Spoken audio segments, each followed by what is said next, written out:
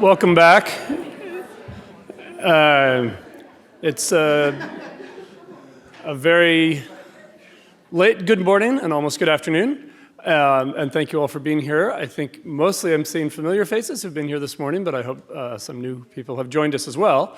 So for all of you, my name is David Ackerley. I'm the Dean of the College of Natural Resources. We're here to celebrate the second Latinos and the Environment Summit. And as part of that, we have incorporated our Horace Albright lecture series, which is an ongoing lecture series in the College of Natural Resources, held once or twice a year. It's been going for more than 50 years, bringing in an illustrious series of distinguished speakers addressing issues of American conservation and the public good for many, many years. Horace Albright was a 1912 graduate of UC Berkeley. I mentioned for those of you here in the morning that he was one of those who then went on to contribute to the early days of the National Park Service. He was the second director, and later also played a role in the UC Natural Reserve System, our system of 40 research reserves covering hundreds of thousands of acres across California. And all of those come together in relation to our speaker today, who I'll introduce in a moment, and in connection with East Bay Regional Parks. Many of you may know from your invitation that we invited Representative Grijalva from the Arizona 3rd District to speak to us today. He's the chairman of the House Natural Resources Committee. There is an ongoing and unresolved labor negotiation between UC Berkeley and some of its unions, and out of respect for that negotiation, Representative Grijalva said he wasn't able to attend. Now, we're very, very lucky and fortunate to have Anna Alvarez here with us. And I also want to acknowledge Anna is also well aware of our labor negotiations, and on behalf of her and East Bay Regional Parks, certainly honor and respect those discussions. Anna also really did want to be here and contribute and acknowledge the depth of the connection between UC Berkeley, between East Bay Parks, and the importance of the event and the discussion that we're having today. Anna is here in conversation with Adrianna Quintero, and let me introduce them both. Anna is the Deputy General Manager of East Bay Regional Park District. That is the largest local park agency in the United States, and one of, or the oldest, and Anna will tell us more about it, and really has marked out a distinguished role in local leadership for open space conservation. Anna's professional accomplishments demonstrate a strong acumen for proactive and meaningful civic engagement, community building based on public trust, and sustainability planning based on science, which she believes are paramount for the vibrancy of healthy communities and parks. Anna received her doctoral degree in policy planning and development from the University of Southern California. Her doctoral dissertation focused on San Francisco's Parks and Open Space Sustainability Plan, establishing climate change adaptation strategies, and Mayor Ed Lee bestowed upon her the San Francisco Green Pioneer Award in recognition of that work. She has also been a good friend to UC and to the UC Natural Reserve System, as the system has been celebrating its 50th anniversary and embarking on a campaign for the long-term sustainability of our parks and of our own parks and natural areas. She is also the vice chair of San Francisco Bay Restoration Authority, the advisory committee, and contributes to her profession by working with the next generation of park and recreation directors across the nation, serving as faculty in the Directors School for the National Recreation and Park Association, focusing on conservation, the role of local governments on issues of othering and belonging, and strategically positioning open space as natural capital for nature-based solutions in our communities.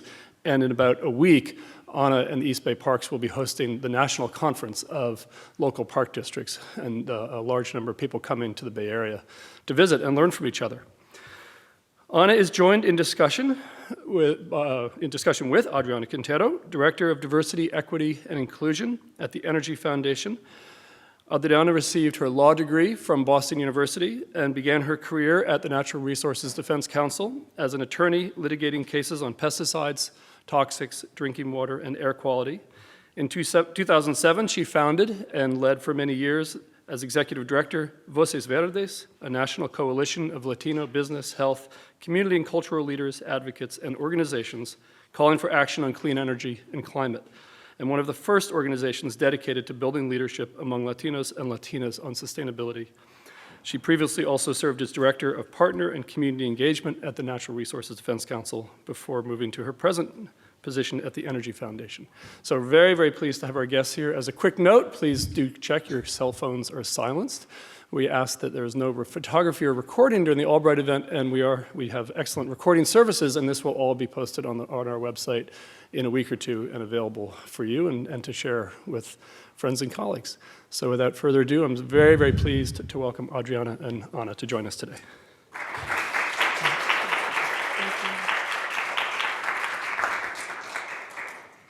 Thank you so much, Dean.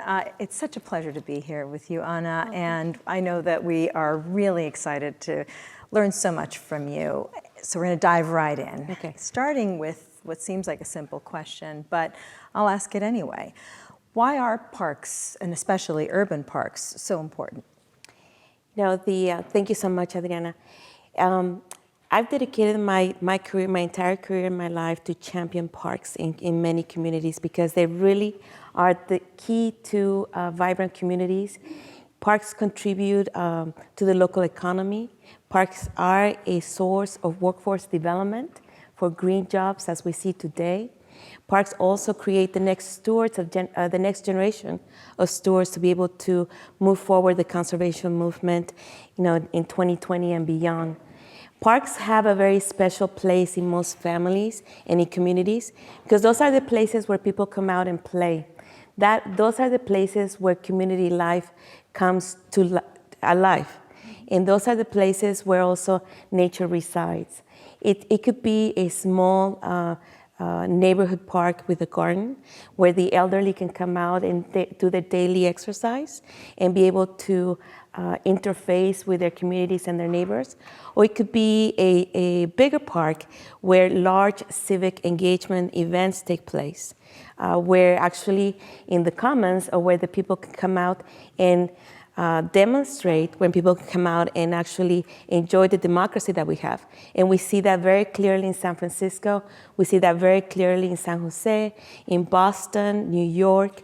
You have to think about parks as having a multifunctional and multidimensional vibrancy to any city, irrespectively of its size. Parks also create those green connectors, where that's where my interest also lies, is those green connectors in that urban fabric for wildlife to migrate. Oftentimes, we're very busy doing the latest hipster event at Dolores Park, where you cannot even see a blade of grass. But that's really where you will find the respite for certain birds as they're migrating through San Francisco, or at times certain species of even plant material that migrates through much slower, obviously, but through centuries. So those are the green connectors. And at times when we present or educate and inform the public of the value of those public spaces or those public lands, people start engaging and having a different relationship with those green spaces. It's more than the immediate reward that they can receive by doing the latest hipster event or the latest concert in Golden Gate Park or the latest activity or an art festival at Redwood Park. It's about understanding the connections with nature and being able to reconnect with nature. And most importantly, for some people, it can even be a spiritual experience. Yeah, I was mentioning to you that just yesterday my son came back from a school trip to Yosemite, and he's 13, so he's not, although he is a little bit in tune with his spiritual nature, he was truly transformed and even commented on how it was such a unifying experience for them. Yes, being together, but they'd been together on other camping trips. But being especially in this park was really transformational. Our national parks are really a jewel, and we have a gorgeous national park system. And at times we lose sight of that, because we can have it so easily. But in fact, it was the good vision of many people. And it's through the university, and the reason why I'm here, it was actually people like you, the students I'm speaking to, that actually, the alumni of the colleges of natural resources, the Department of Forestry that created the National Park Services system. It came from UC Berkeley, which is tremendous. Yes, right. And, and I'm very proud of that. And in addition to that, it was UC Berkeley that influenced the development of the state parks in California, which is also an amazing legacy that modeled the rest of the systems for other parks, state park systems.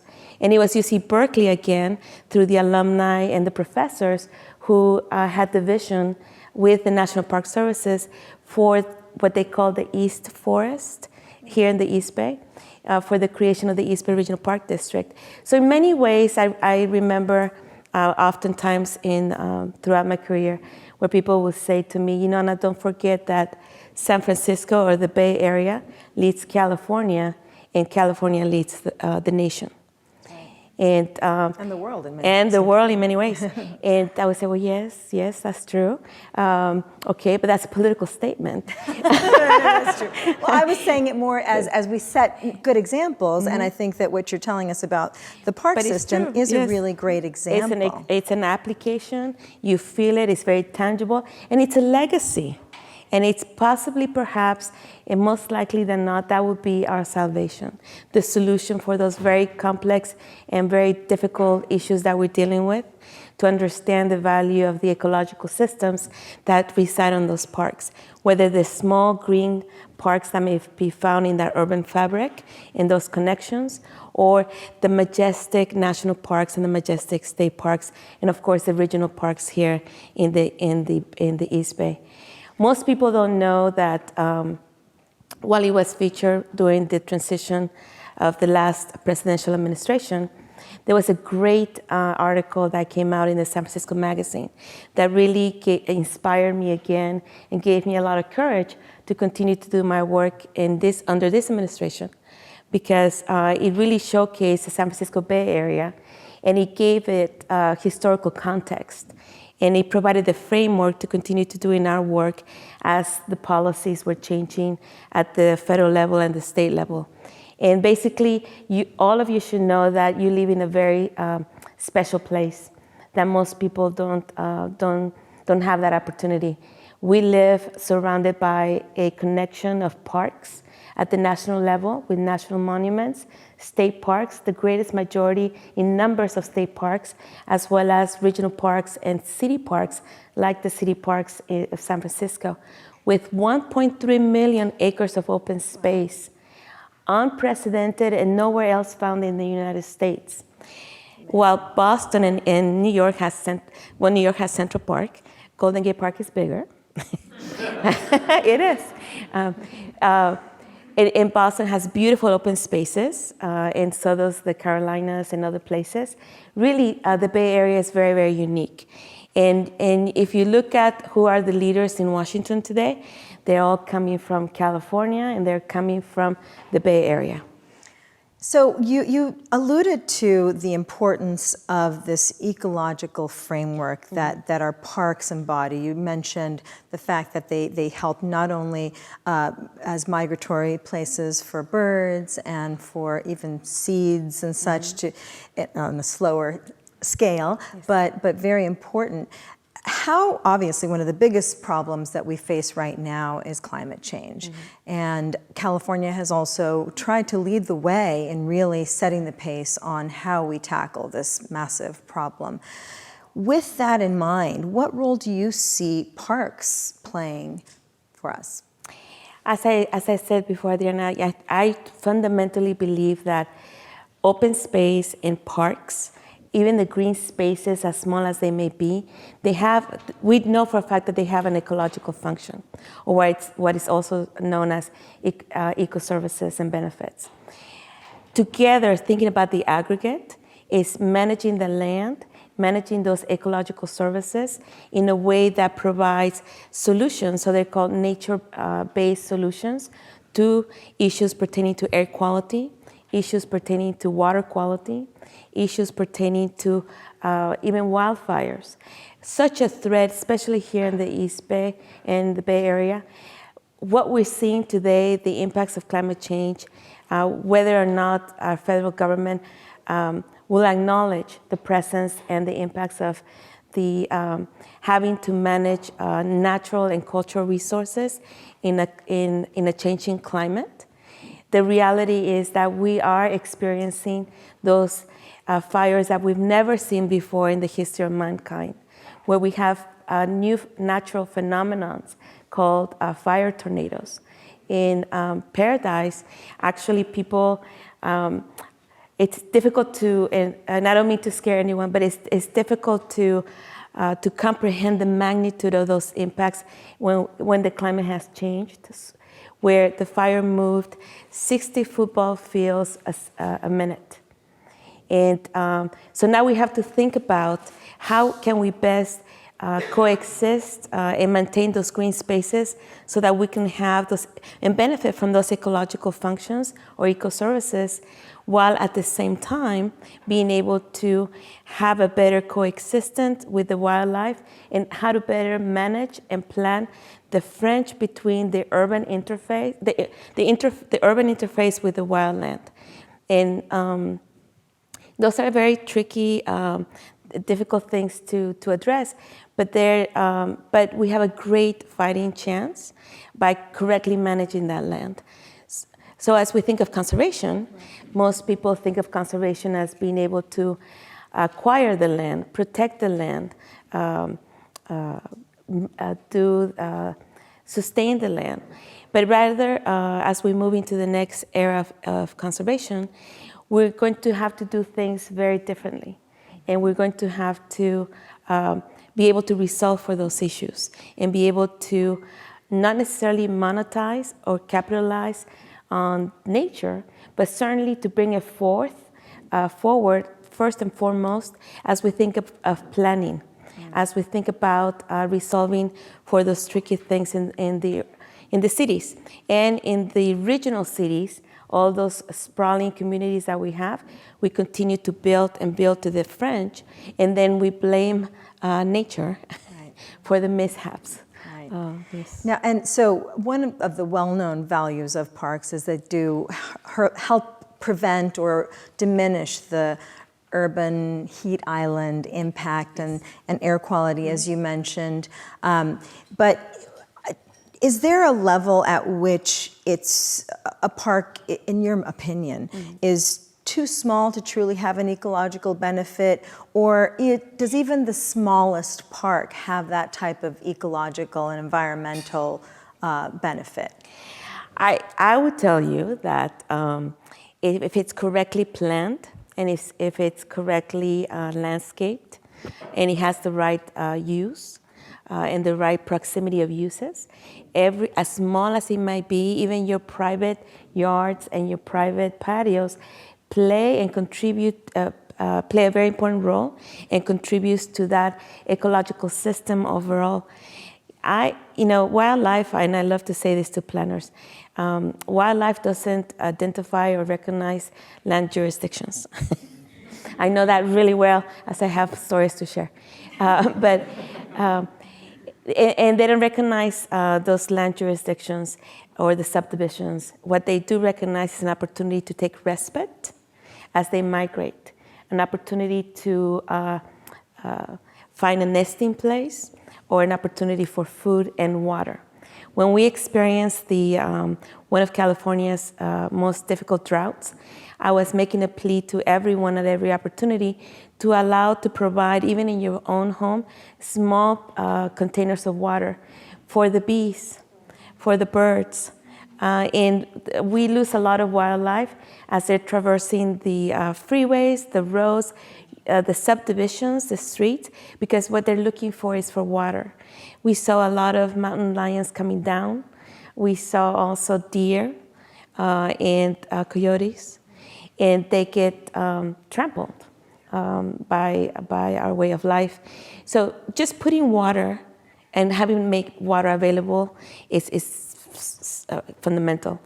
We're experiencing right now the decline of the monarch butterfly, which is a very difficult piece, and it's hard for me at times in understanding all what's at play and all that what's at risk, because it becomes very dark, and it's very difficult to to manage all of that personally, and for people that really have a true biophilic affiliation with the land.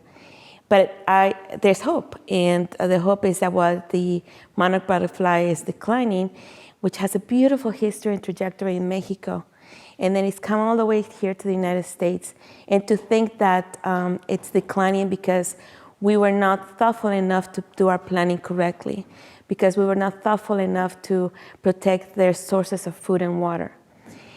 And but what we can do is, what remains is to give it a fighting chance. And we have study after study that demonstrates the type of plant materials that people can put in their own backyards, in their front gardens, that can provide the place for the butterflies to procreate and for food for the butterflies. But it really needs a collective and intentional action from folks. And at times people think, in Washington, they have a new terminology since they're not accepting climate change. The legislators call it climate disruption. I said, fine. Call it what you want, climate disruption. So as we're being disrupted by the climate, although we created climate change, but okay, we're being disrupted by the climate, we have an opportunity and a responsibility to be able to give nature a fighting chance. And in turn, nature will protect us. Well, and in hearing you talk about this connection between the parks and how much nature depends on these as a place to congregate, to breed, to move forward, it reminds me of what you just said earlier, which is how parks serve our communities, right? They serve as these gathering places, as places where we learn, where we reconnect with nature. And they also help our health in many ways, exercise and such. Because we know that, unfortunately, historically, there are many underserved communities, and those are usually the communities that lack open space and parks the most.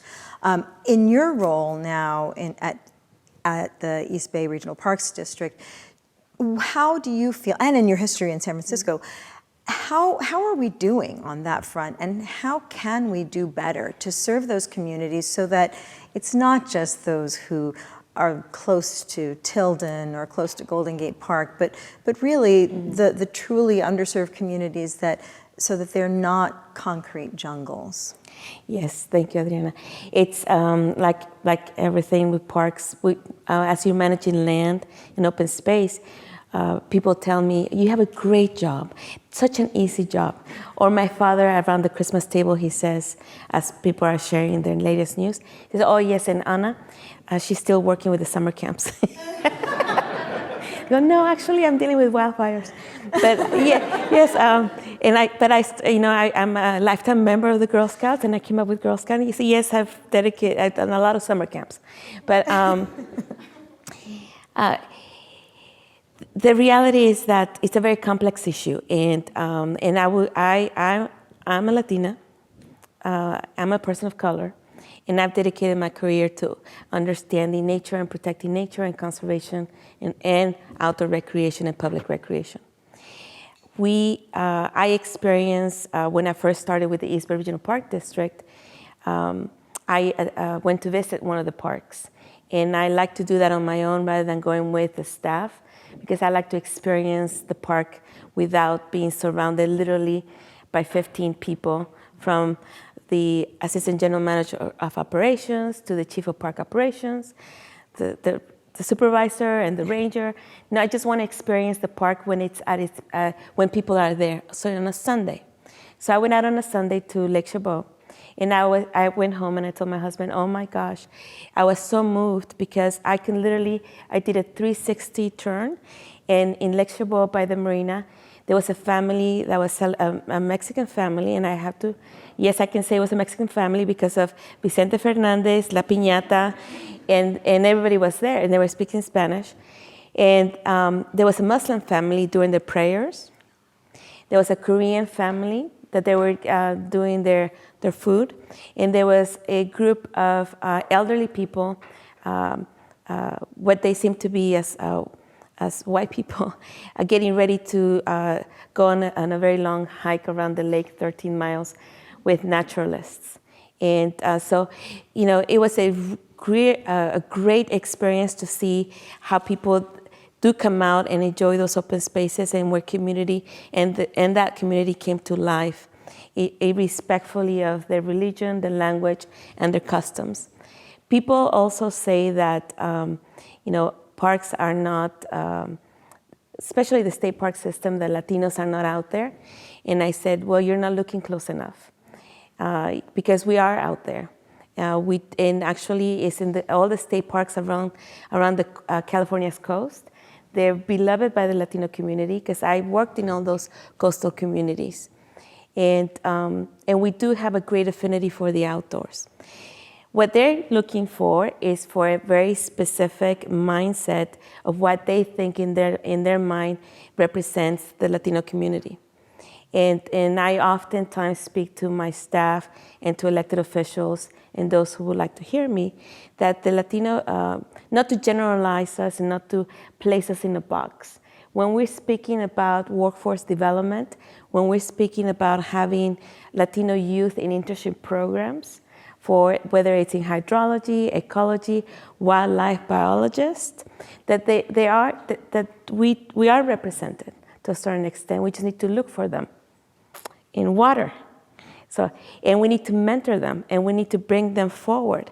But we are represented to a certain extent. We just have a specific mindset to think about the economically disadvantaged, the newly arrived immigrant, and people that are having that particular experience, where we are a very diverse community. And I literally was having this conversation with a supervising naturalist. And I said, you can, if that is the goal, you can certainly reach out and get yourself some champions that will champion your cause.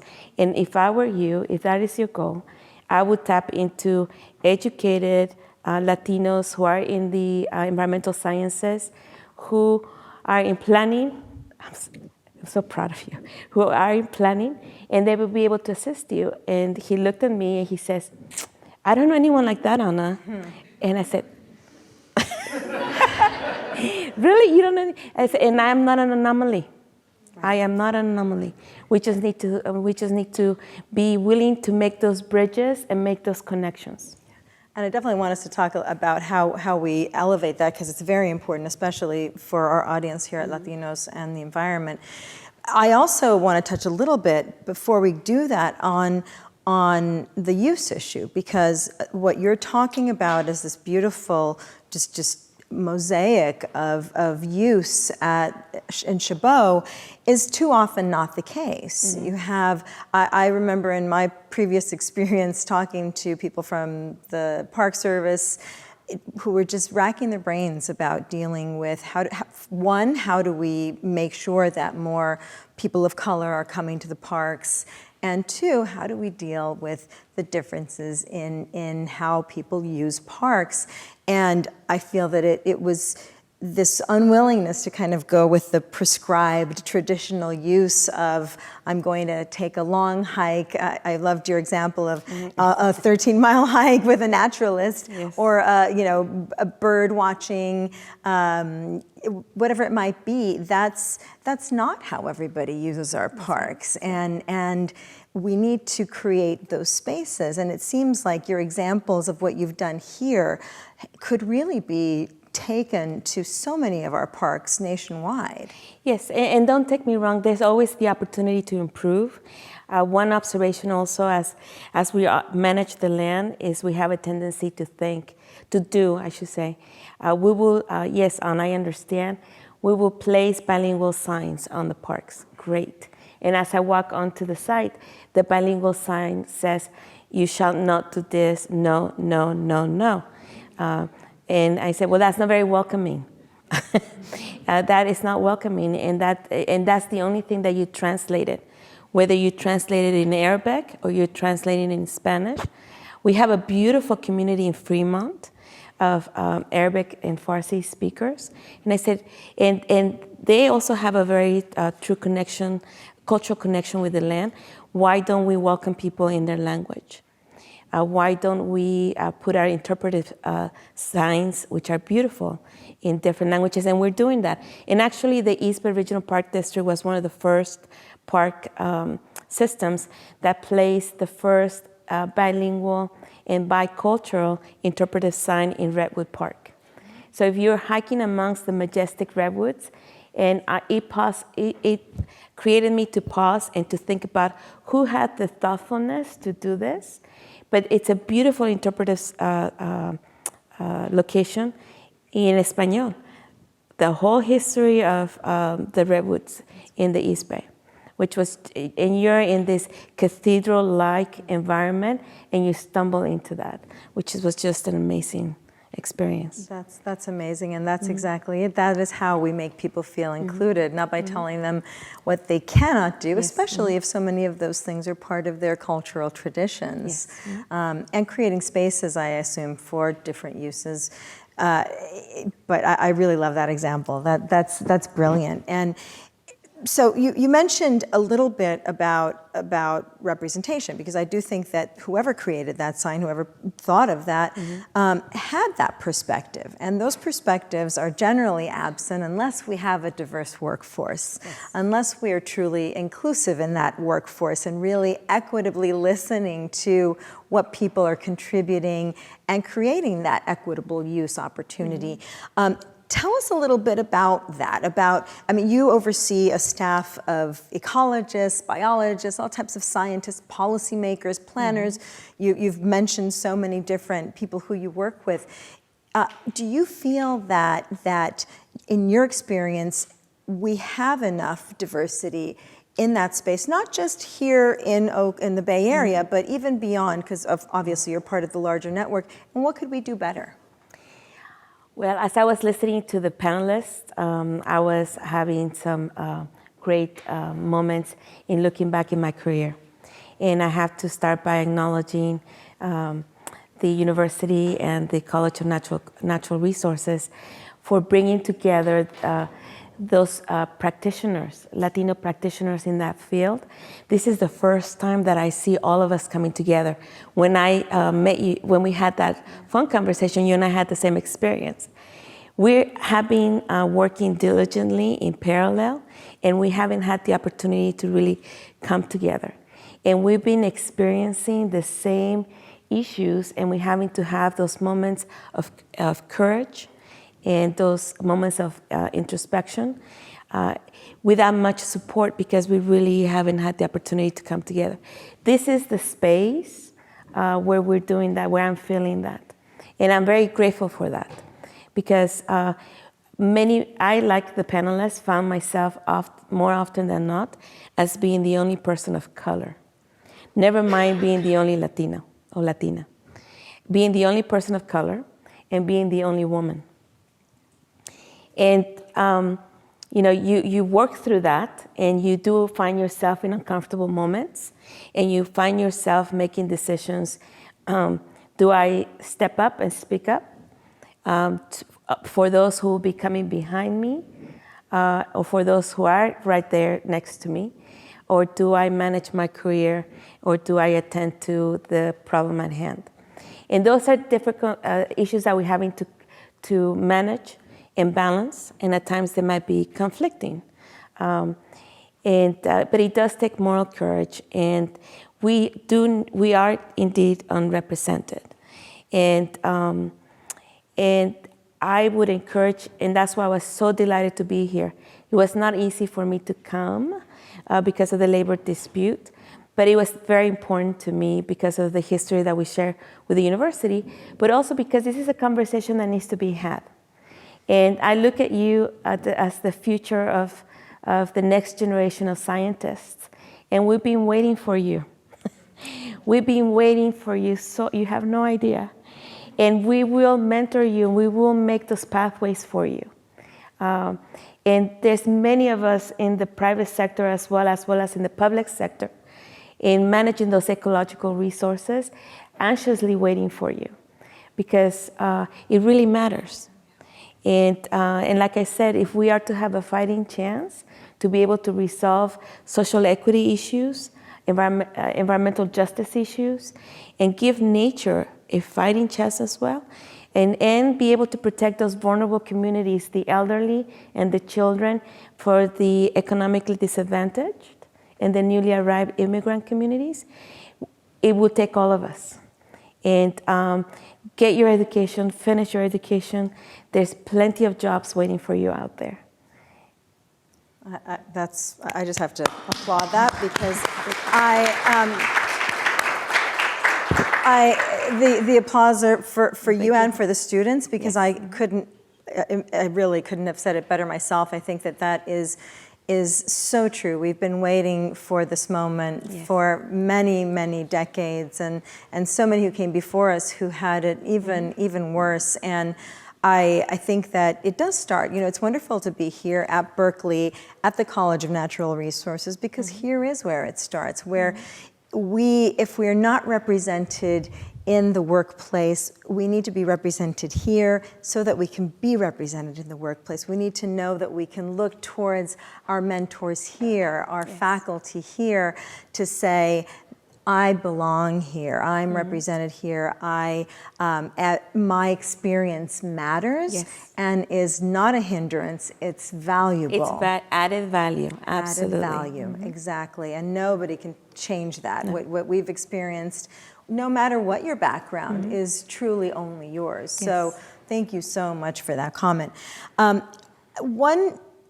Thinking of students and the future, I'd like to start, just ask you, as you look towards what we have now, whether it's politically, ecologically, our challenges, conservation has always been about conserving, about gathering and protecting and setting aside, and that's always under threat from development, from housing, et cetera.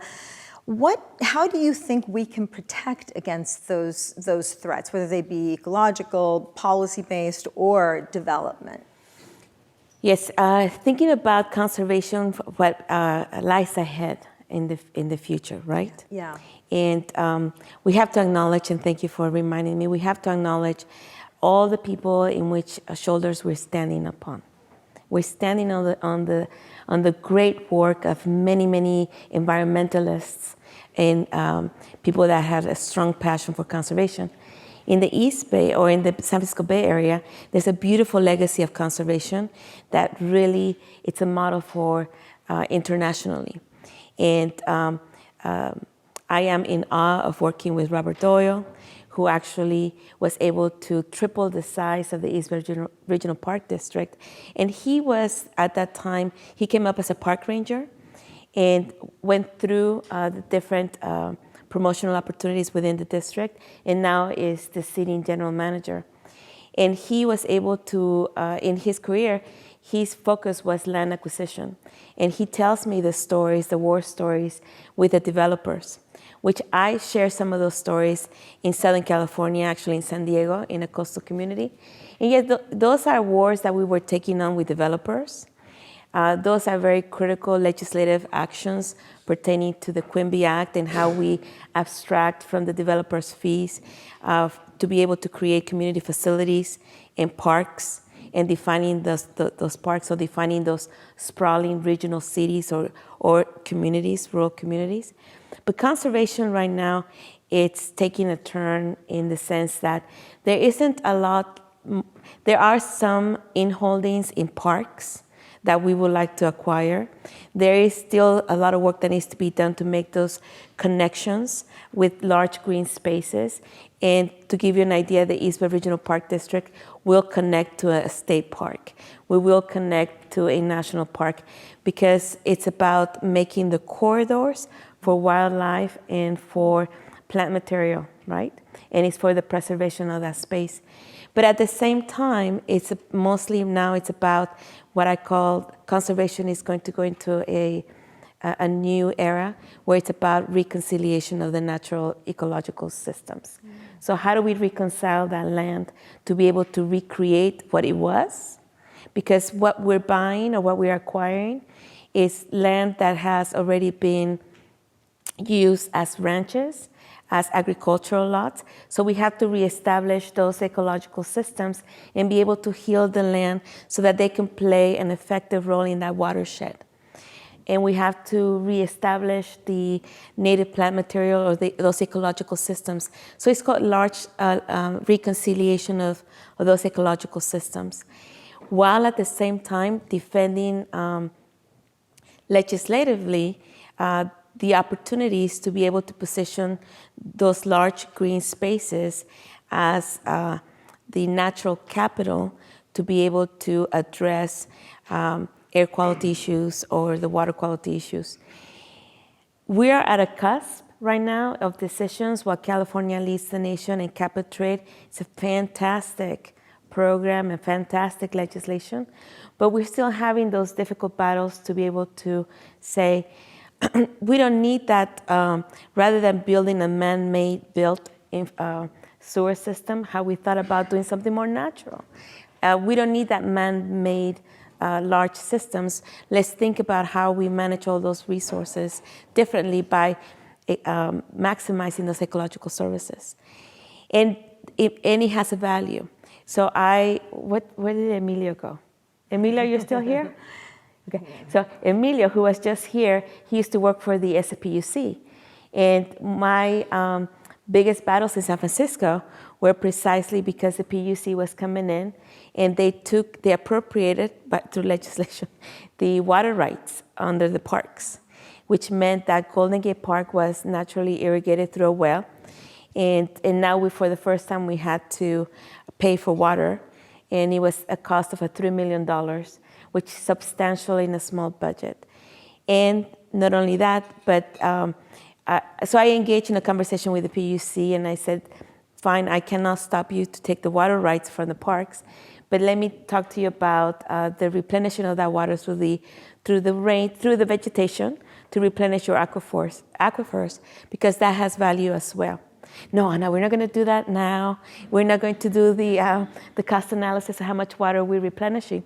No, but that has value. That has monetary value, and the reason why I was making that argument was because they were just to be able to defend the natural landscapes, the historical landscapes that were in Golden Gate Park.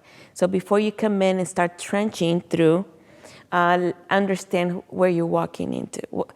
So it's the ethic of place, and it's not disturbing the habitat. But in conservation today, I digressed in my stories. They're very difficult decisions, and they're trade-off decisions. And and the East Bay Regional Park District has the perfect example. We're the first agency and the only agency to have all of its regulatory permits on hand to be able to do the vegetation management, to reduce the fuels, and to reduce the fuels and reduce the wildfire hazard. But it took us 10 years. We had a beautiful planning document, and it took us not 10 years to plan the document, 10 years to get the permits.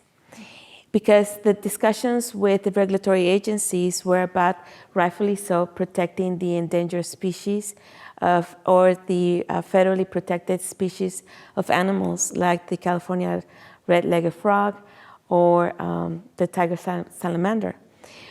But we also got sued. We got sued by the Sierra Club. We got sued by other entities because we were taking down trees. And so people got very angry, and rightfully, people have a right to their emotions, but they got very angry because they have a true biophilic connection with the trees. And so what they see, a beautiful eucalyptus that may have a nesting bird population, at times, regretfully, what I see is fuel slather and the projection of the ambers up to 30 miles from that park. And so we need to be able to manage and do the right forestry practices to be able to manage for that hazard. And those are the difficult trade-offs, It's funny you mentioned that because I have that visceral reaction. In fact, I've been blogged about it, embarrassingly, but no, I truly stand by my blog because it was, I couldn't believe they were taking my trees in the Presidio, and I called them mine because I was with them whenever I walked around in the Presidio, and I just, it's still viscerally, I cried looking at some of these trees be taken down, and it's hard to, I met with them and learned that it was exactly for what you're saying, to protect the watershed, to revitalize this so that it did not pose these threats. And still, it's still difficult for me to see some of these tree removals and to wonder what's behind them.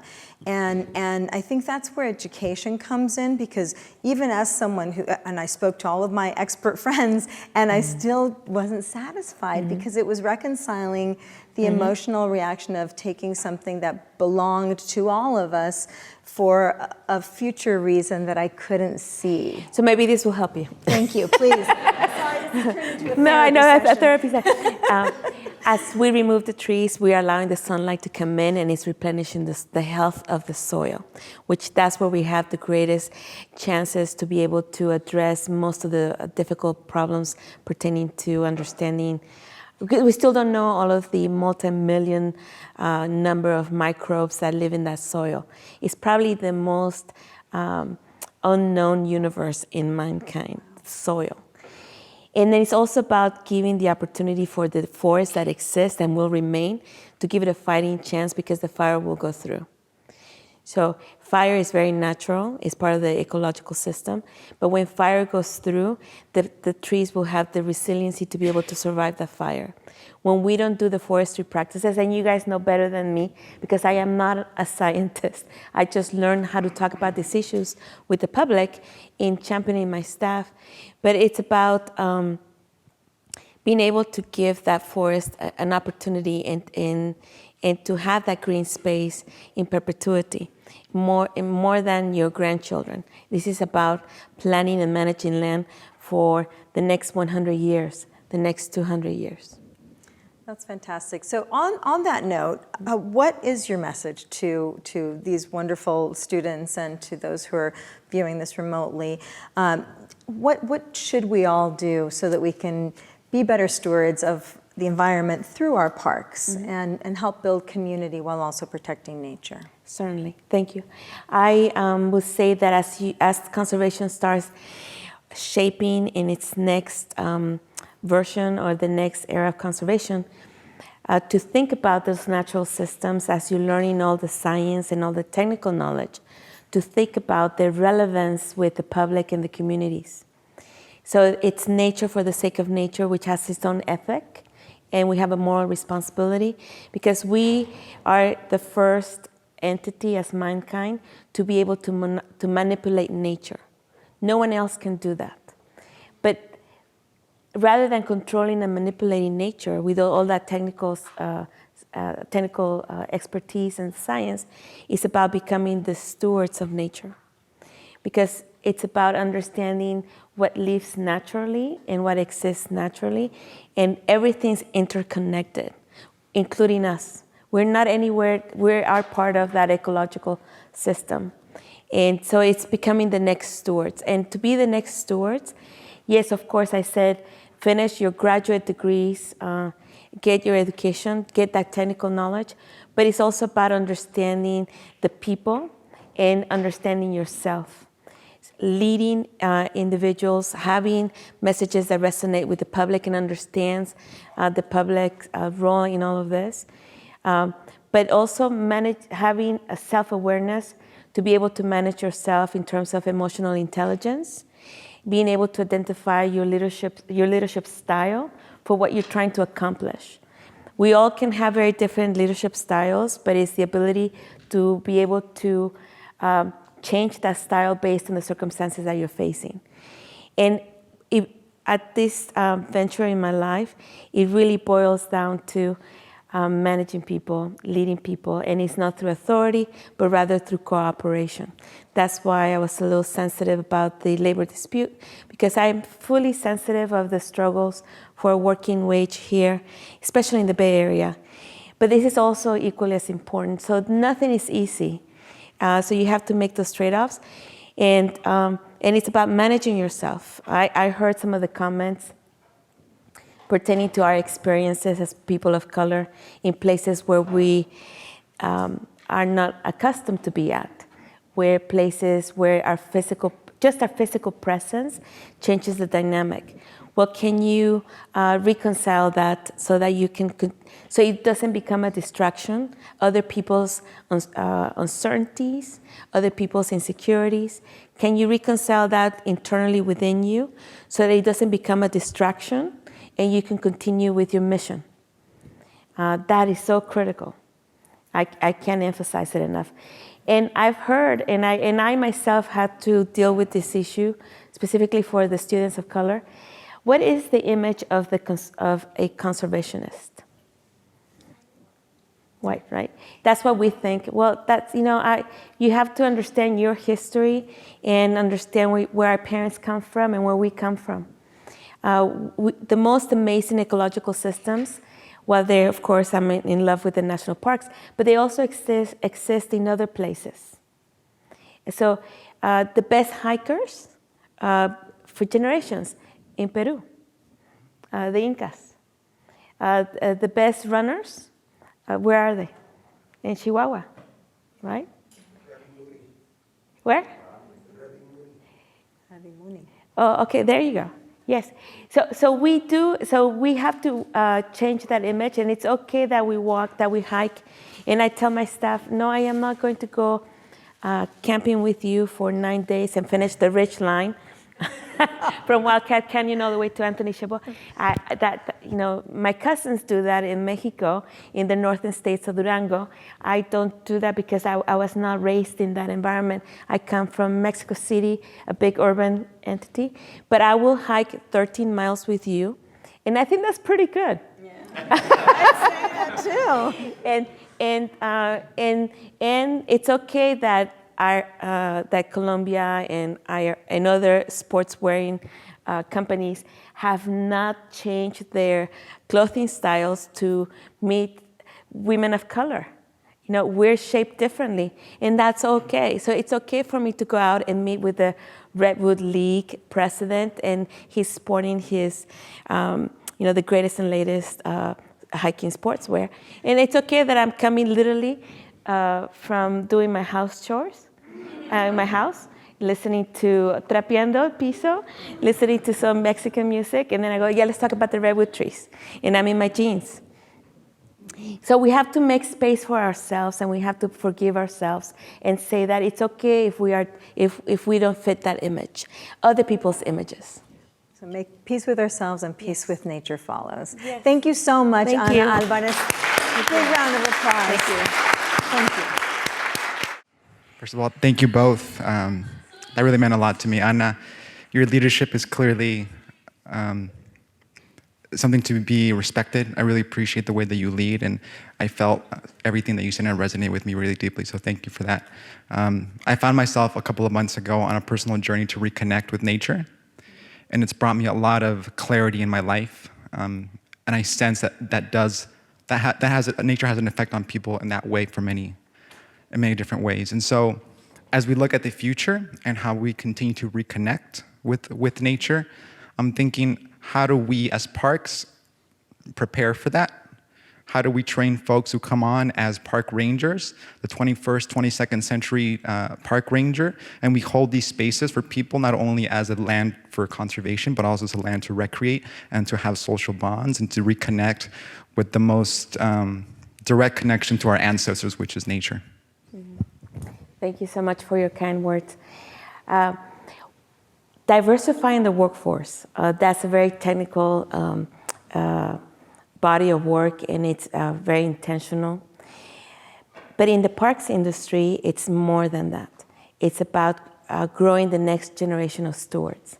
It's about growing the next army of soldiers that would respect and protect the space where nature resides, as we're having to rethink how we do our cities, and there's a great demand for that space. Oftentimes people say, Oh, so you're with the East Bay Regional Park District, an open space. That's a great open space. Can we go ahead and build this? I said, no, that's where nature is. It's not. That's where nature resides, and there's value to that. That's where we have those ecological systems. So I am the East Bay Regional Park District, as I'm trying to define the legacy for the district, not today, not 20 years ago, but the next 50 years, is precisely that. How do we create the pathways to create those soldiers, to create those next stewards for that open space that can effectively make the planning decisions, the ecological decisions, to be able to store that land and protect that land and nature that resides in that land. And I oftentimes end up having very difficult conversations and very inspiring conversations with my staff when I say the hope lies in the communities of color. And I know by me saying that, it creates a whole another wave that I need to attend to pertaining to the fragility of those that are left outside that statement. But I say that statement not lightly, because it's a simple game of numbers. The population will continue to expand in California and continue to grow, and the population that's fastest growing are people of color. But it's not at the exclusion of others. But that's really where the hope lies. Thank you. You were talking about the future. Thank you for mentioning that. What's your future vision for connecting those disparate groups of people who love nature and people who it's not even part of their life? I'm thinking about public transit to parks, and then bringing parks to communities that don't have parks, or parks that have enough room for nature to coexist with people. One of the items that I've dedicated, one of the areas that I've dedicated a lot of time, and my general manager oftentimes asks, and he's a very wise person, and he says, that's a lot of work, Anna, and that doesn't have a lot of an immediate impact in the local community. And I say, yes, but it's a responsibility that I feel that I carry, be able to carry this message across the nation. So I dedicate time to educate and inform and tool the next generation of park leaders. And I've done this, it's like going to Mecca. I go back east or Midwest now, and I have very difficult conversations with influencers and the next generation of elected officials and the next administrators of park systems, beautiful park systems, and I engage them, and the reaction is, well, that's California. Of course, Anna, you would say that you're from California. Of course, that's you're coming from Berkeley. Well, I actually live in San Leandro, but and they. And I don't mind having those conversations and engaging them, because their decisions and their positions in which they hold are it truly matters to be able to bring that value or that connectivity with nature, or bring nature back into those communities, or simply to be able to address social equity issues. And I put myself as an example, and they're not easy decisions to be made, because at times you're putting your career on the line, but you have to speak of them in a way that is non-threatening and you can bring people along. And I'll give you a very specific example. In Oceanside, where I used to be the Parks and Recreation Director, serving with the city manager and a community development committee, because there were 42 subdivisions that the city was addressing at that time. 42 subdivisions. So it was the fastest growing bedroom community in San Diego County. And thousands of homes, single family homes being planned for. And so I was sitting with the Public Works Director, with the Economic Development Director, with the Planning Director, and said, oh yes, and Anna's going to talk about libraries, and Anna's going to talk about pools and parks. And I said, yes, but I want to talk to you about these gorgeous facilities that are being built east of the 5 freeway, and all the poor and left behind older communities where the majority of the economically disadvantaged lives, it's not being addressed. Was well, we're bound by the Quimby Act, how we distribute in our districts, and say, so why don't we change the legislation? What? Yes, because you have to, our park system or your park system has to speak to equity issues, and we have to sustain those issues. And the city manager literally told me, that's a great idea and concept. It's a lot of work. We don't have the money to hire a consultant. If you want to take it on, and if you want to do that, I want to see a full plan, and I want to. But he gave me the opportunity. And we redid the districts and changed the legislation for Oceanside, and we were able to infuse a lot of money in those disadvantaged communities, where there was even a building that's called the Americanization School, where all the newly arrived immigrants in the 1800s were coming in to be Americanized. And the building is a Juliet, great architect. Morgan. Yes, Juliet Morgan. It was a Juliet Morgan building. And I said, hey, we're going to take that money and we're going to protect that beautiful historical building, and we're going to activate the Americanization School for social services, and we're going to build a park. And it's called the Cesar Chavez Park. And those are the moments. But you have to model behavior, and you have to step up when the opportunity, or create the opportunity. Thank you very much.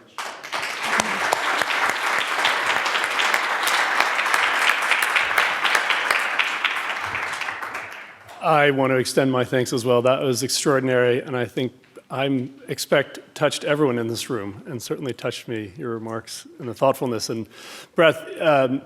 There's an expression many of you probably heard, a famous documentary about national parks as America's greatest idea. We coupled that at and not just national and regional and local, we coupled that at our Parks Conference 4 years ago as public education being America's other greatest idea, and the two of them together are hard to beat.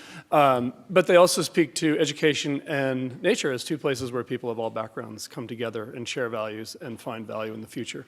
And this is a great platform for us to think about how we move forward together as a community, bringing together the university and the parks and all of the diversity of California.